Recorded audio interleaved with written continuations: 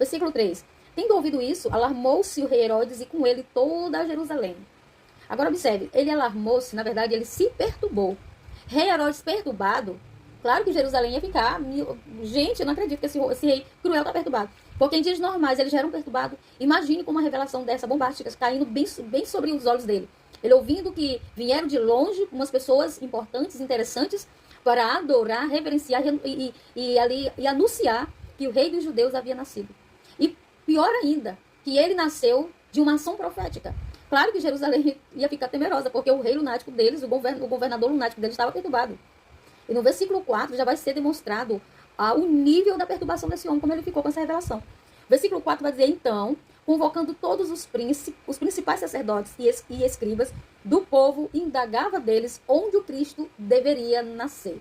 Agora ele convoca todos aqueles que tá com as profecias na mão, tá com as escrituras na mão, me digam aonde esse rei havia de nascer.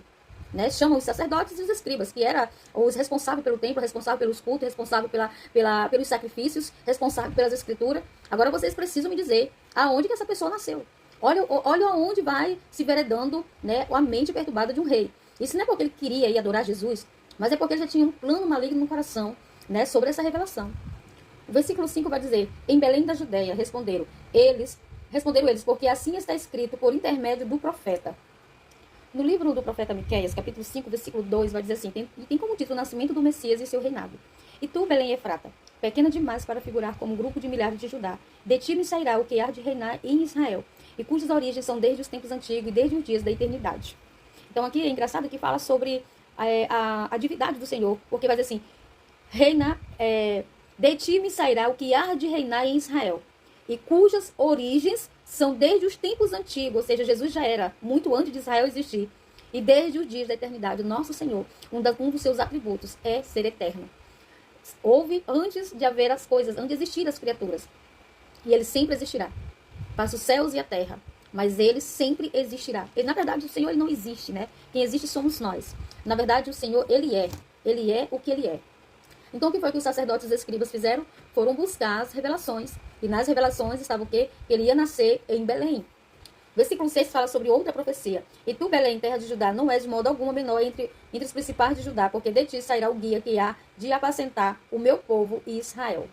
Então, as profecias dos antigos profetas, lá da antiga aliança, já apontavam para Jesus. Tudo que eles faziam, falavam, anunciava, era já preparando a Israel para a chegada do seu mestre, do seu rei, né? Aquilo que iria sentar no trono e jamais sairia.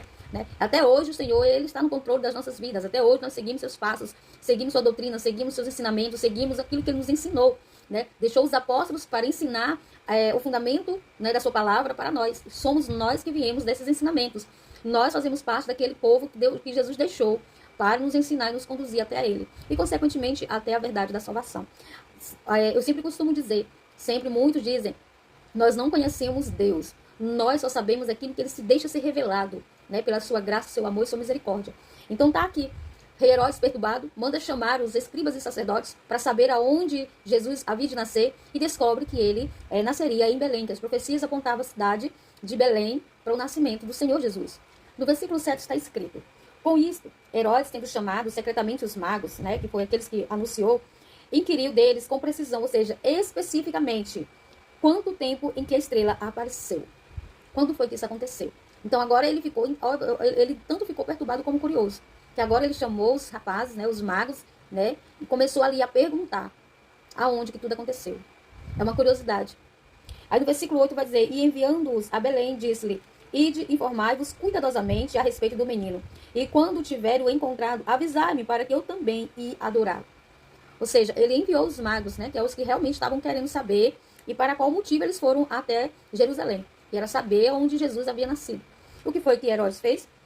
Permitiu a entrada deles, enviaram eles até Belém e pediu algo inusitado.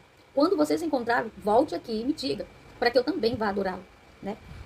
Quando ele fala de adorar, ele fala de uma adoração humana, de uma forma humana, irônica, né? De uma reverência humana. Mas a intenção desses homens era outra coisa. A intenção desses homens era adorar o rei dos reis de verdade. Era adorar Jesus como Senhor, como Deus mesmo.